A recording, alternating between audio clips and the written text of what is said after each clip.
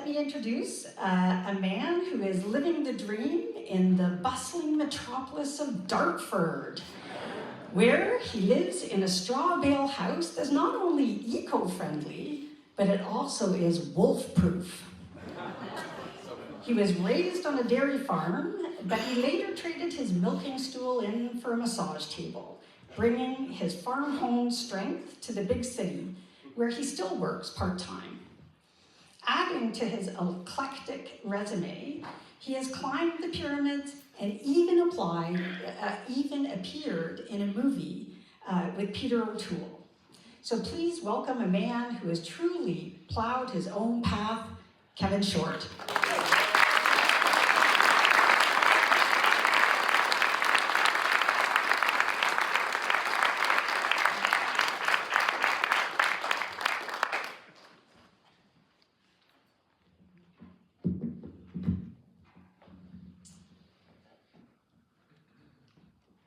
Have you finished it yet?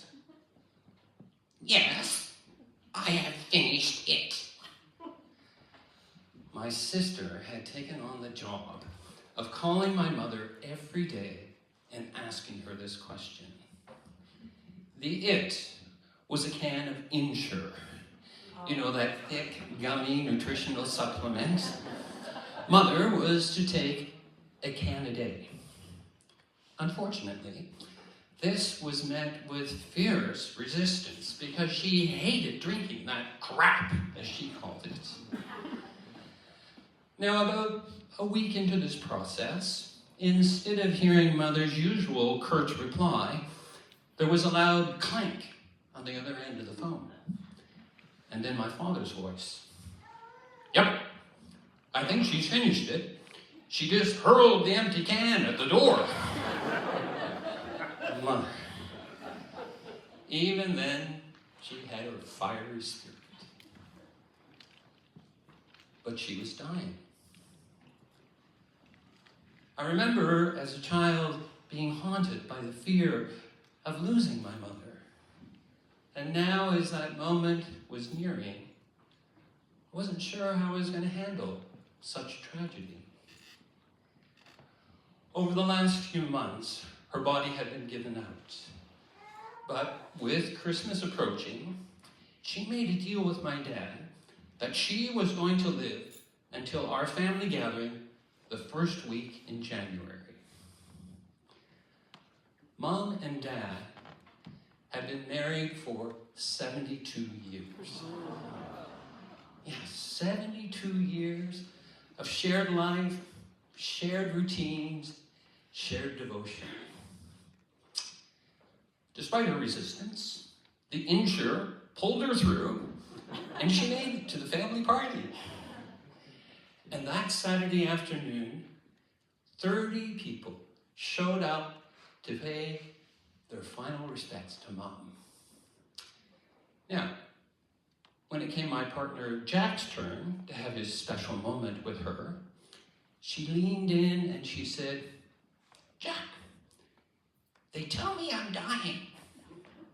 Well, he was a little taken aback by her frankness, and he looked around at the boisterous chaos. There were 4 generations, babies, children, aunts and uncles. He turned back to Mom, and he said, well, Ione, you certainly know how to make an exit. That evening, when she arrived home from the party, my sister offered her her medication. Put up her hand and said, God, no, I'm finished with all that. And she was. No more pills, no more Insure. She died the very next day. Now, with all the focus on Mom, what we hadn't anticipated was losing Dad as well. I mean, he'd always been the strong one, you know, taking care of her, getting her out of bed, helping her to the bathroom.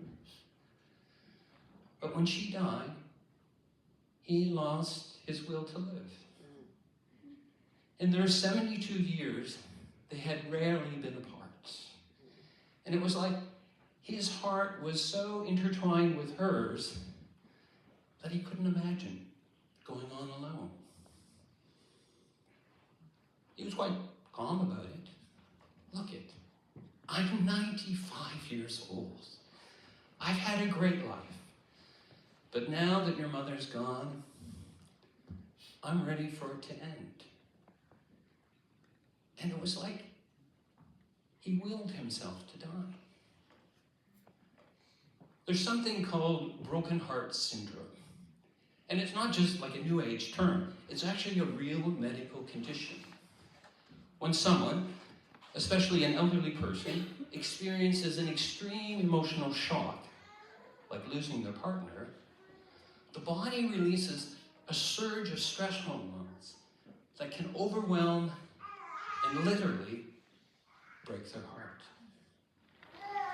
He had to go to the hospital in an ambulance, where his heart was beating at 180, accompanied by severe arrhythmia. Even heavily medicated, his body wouldn't regulate. He died exactly 4 weeks after Mother. It was true. He'd had a good, long life. Not always easy. When he was 13, his father was struck by lightning in the house. And his body was so damaged that he was never able to go to the field again. Now, most teenagers are concerned about getting their homework done.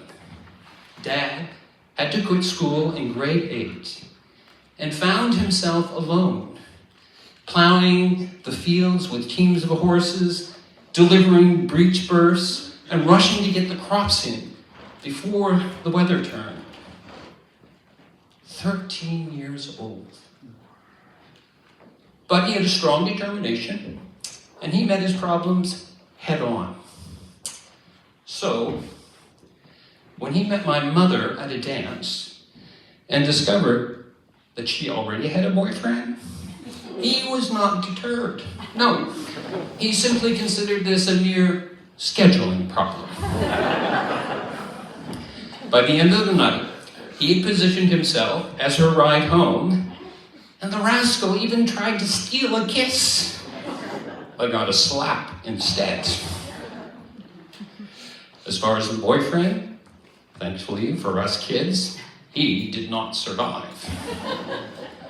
And so began Mom and Dad's long voyage together, anchored in love, laughter, fierce family loyalty, and relentless hard work. Dad persevered with his prideful work ethic and became a very successful dairy farmer. Although he never allowed his pride to stand in the way of allowing himself to be influenced by his kids, particularly his daughters. The summer he had the barn painted, he thought the sign on the front should read, Elmer Short and Sons. Now, in a family of 7, for the women, brave move. And frankly, just bad math. My elder sister, Kathy, took immediate offense, and not quietly, full-fledged mutiny on behalf of the women. This is so unfair. The evening, or the day that the sign was to be put up, Dad asked the man to hold off while he went into the house and he got Kathy. He walked her out to the middle of the lane, and together they watched as the final letters went up. And there it was. Elmer Short and Family.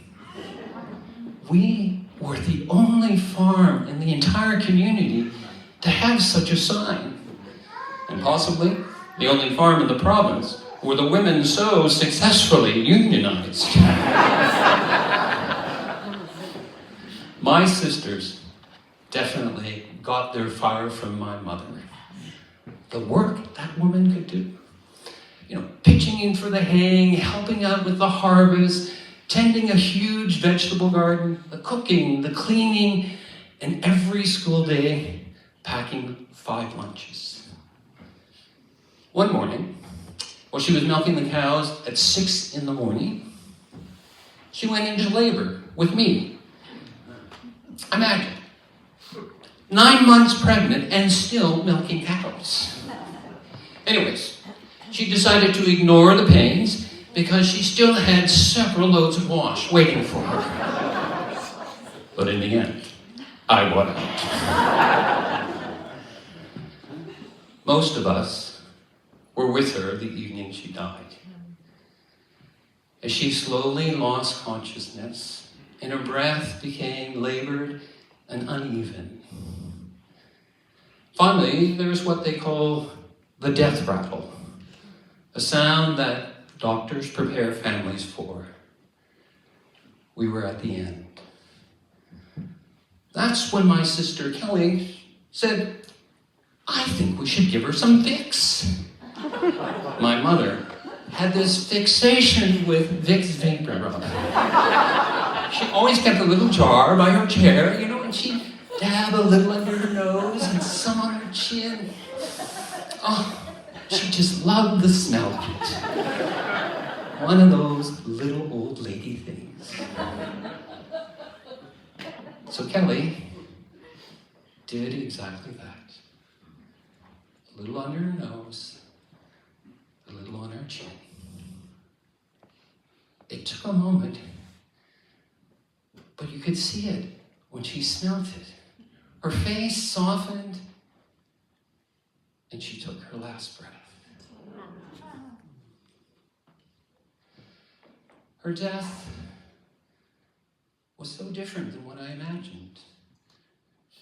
It wasn't tragic, it was strangely beautiful. Although, I'm not quite sure what to make of that last moment, but I will say this. If my sister comes anywhere near you with Vicks Vapor Rub, you might want to run.